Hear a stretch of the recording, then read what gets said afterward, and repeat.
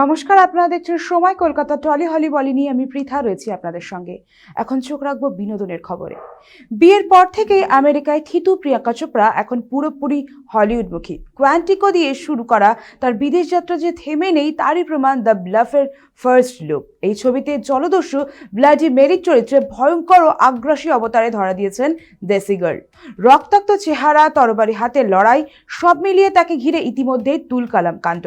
19 শতকের প্রেক্ষাপটে তৈরি এই ছবিতে মাতৃত্ব ও হিংস্র অতীতের দ্বন্দ্বে জড়ানো এক নারীর গল্প তুলে ধরছে। ক্যারিবিয়ান দ্বীপে শান্ত জীবন ছেড়ে আবার সহিংস দুনিয়ায় ফিরতে বাধ্য হন তার চরিত্র। লুক প্রকাশ্যে আসতেই পশ্চিমী বিনোদুনিয়ায় প্রিয়াঙ্কাকে লেডি জ্যাক স্প্যারো বলেও অনেকে আখ্যা দিয়েছেন। 25শে ফেব্রুয়ারি প্রাইম ভিডিওতে মুক্তি পেতে চলেছে এই অ্যাকশন ধর্মী ছবি। অনেকের মতে হলিউডের সাফল্যের মাধ্যমে প্রিয়াঙ্কা প্রমাণ করে দিলেন তাকে অবহেলা করা সহজ নয়।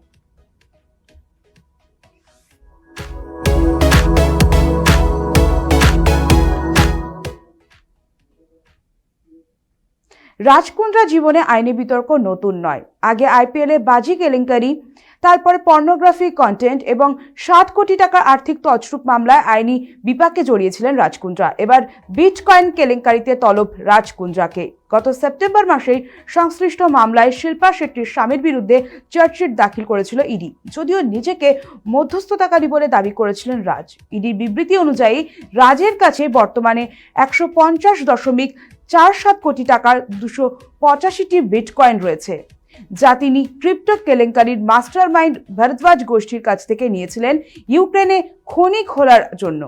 আগামী 19শে জানুয়ারি আদালতে হাজিরার নির্দেশ দেওয়া হয়েছে রাজকে। 2017 সালে অজয় ভরদ্বাজ, মহেন্দর ভরদ্বাজ এবং Amit Bhardwaj variable tech private লিমিটেডের নামে একটি কোম্পানি খোলেন। এর মাধ্যমে শুরু হয় গেইন বিটকয়েন পঞ্জি স্কিম। বলা হয় বিটকয়েন বিনিয়োগ করলেই বিশাল মুনাফা পাবেন বিনিয়োগকারীরা। অনেকে বিনিয়োগকারী এই স্কিমে টাকা ঢেলেছিলেন, কিন্তু লাভ তো দূরহস্ত, বিপুল অঙ্কের টাকা উবে যায়। এরপরই এই স্ক্যাম সামনে আসে। সেই উদ্যোগ ব্যর্থ হলেও কুন্দ্রার দখলেই থেকে যায় এই বিটকয়েনগুলি। অভিযোগ, ইডি তদন্ত চলাকালীনও রাজকুন্দ্রা এই বিপুল পরিমাণ টাকার উৎস ইচ্ছাকৃতভাবে আড়াল করেছেন। তদন্তকারীরা একাধিকবার তলব করা সত্ত্বেও তিনি কোনো দিনই ডিজিটাল ওয়ালেটের ঠিকানা দেননি। এবার বিটকয়েন কেলেঙ্কারির অভিযোগে তার বিরুদ্ধে আইনি চাপ আরও বাড়ল।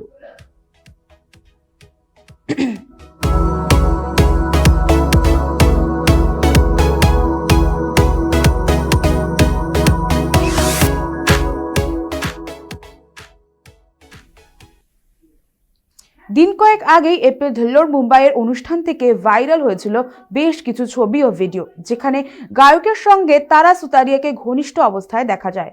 প্রেমিকার কাণ্ডে খানিক অস্বস্তিতেও পড়েন দর্শক আসনে থাকা বীর পাহাড়িয়া। সেই মুহূর্ত নিয়ে কম চর্চা হয়নি নেটপাড়ায়। তারা সুতারিয়ার সঙ্গে সম্পর্কে ইতি টানলেন বীর পাহাড়িয়া। বলিউডের নবীন প্রজন্মের তারকা জুটিদের মধ্যে বেশ জনপ্রিয় বীর তারা। বৃহস্পতিবার রাতেই ধূমকেতুর মতো বলিউডে আছড়ে পড়ে জাহ্নবী কাপুরের বোন খুশির সঙ্গে বেদাঙ্গ রায়নার বিচ্ছেদের খবর। তার ঘণ্টাখানিক যেতে না যেতেই শোনা যায় জাহ্নবীর হবু দেওর বীর পাহাড়িয়াও নাকি তারার সঙ্গে সম্পর্কে ইতি টানছেন। স্বাভাবিকভাবেই জোড়া বিচ্ছেদের গুঞ্জনে বর্তমানে উত্তাল বলিউড।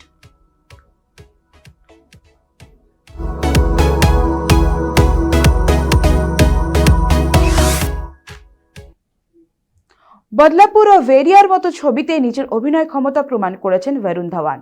তাকে ঘিরে নতুন করে বিতর্ক শুরু হয়েছে বর্ডার 2 এর ঝলক প্রকাশ্যে আসার পর। সিনেমার জনপ্রিয় গান ঘিরে নেট দুনিয়ার প্রশংসার পাশাপাশি উঠেছে অভিনেতার অভিনয় ও শারীরিক গড়ন নিয়ে কটাক্ষ। এমনকি কিছু নেটিজেন বরুণকে নিয়ে প্রকাশ্যে বডি শেমিং নেমেছেন বলেও অভিযোগ। এই সমালোচনার মাঝেই সোশ্যাল মিডিয়ায় বরুণ বিষয়টিকে হালকা রসিকতায় উড়িয়ে দেন। তবে বিতর্ক থামেনি সেখানে। এবার প্রকাশ্যে ক্ষোভ উগরে দিলেন বর্ডার 2 এর প্রযোজক নিধি দত্ত। তার দাবি, ইচ্ছাকৃতভাবে অর্থ খরচ করে বরুণ ও সিনেমাটিকে কালিমালিপ্ত করার চেষ্টা চলছে। নিধি বলেন, সেই সব দেশদ্রোহীদের অভিনন্দন যারা পরমবীর চক্রপ্রাপ্ত পদকপ্রাপ্ত জওয়ানের চরিত্র অভিনয় করা একজন অভিনেতাকে অর্থাৎ বরুণ ধাওয়ানকে হেয় করার জন্য টাকা খরচ করছেন।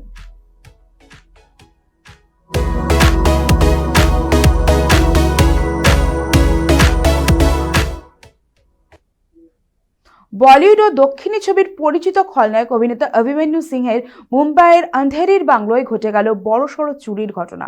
গত 29শে ডিসেম্বর গভীর রাতে শৌচালয়ের জানলা দিয়ে বাড়িতে ঢুকে নগদ টাকা ও মূল্যবান গয়না হাতিয়ে নেয় দুষ্কৃতী। ঘটনার পর অভিনেতার 82 বছরের মা থানায় অভিযোগ দায়ের করলে তদন্তে নামে মুম্বাই পুলিশ। লোকেশন ট্র্যাক করে পালঘর জেলা থেকে গ্রেফতার করা হয় 40 বছরের অভিযুক্ত মনোজ মোহন রাঠোরকে। পুলিশ সূত্রে জানা গিয়েছে, এর আগেও নানা অপরাধে নাম জড়িয়েছে মনোজের। জেরার সময় অভিযুক্ত জানায়, কিছু গয়না বিক্রি করা হলেও বেশিরভাগ সে বাড়িতে লুকিয়ে রেখেছিল। এরপরই অভিযুক্তের বাড়ি থেকে প্রায় 1.37 কোটি টাকার সোনা, হিরে ও রূপোর গয়না উদ্ধার করে পুলিশ। পুরো চুরির ঘটনার তদন্ত এখনো চলছে বলে জানিয়েছে মুম্বাই পুলিশ।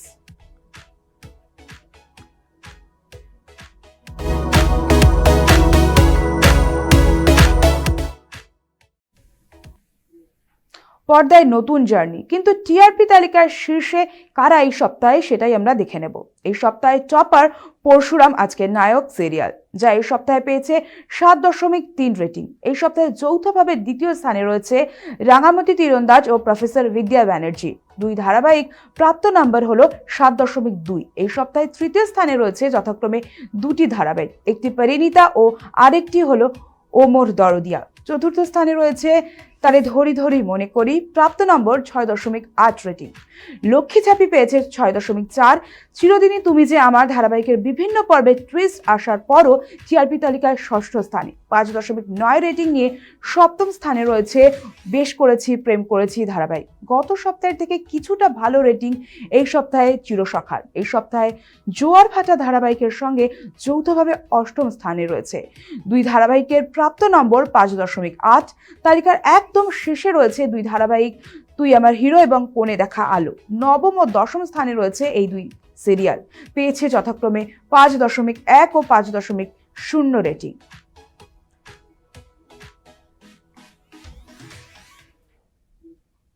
টলি হলি বলি এখনকার মতো এই পর্যন্তই। বিনোদনের অন্য সমস্ত খবর পেতে চোখ রাখুন সময় কলকাতায়। সময় বলবে সময়ের কথা।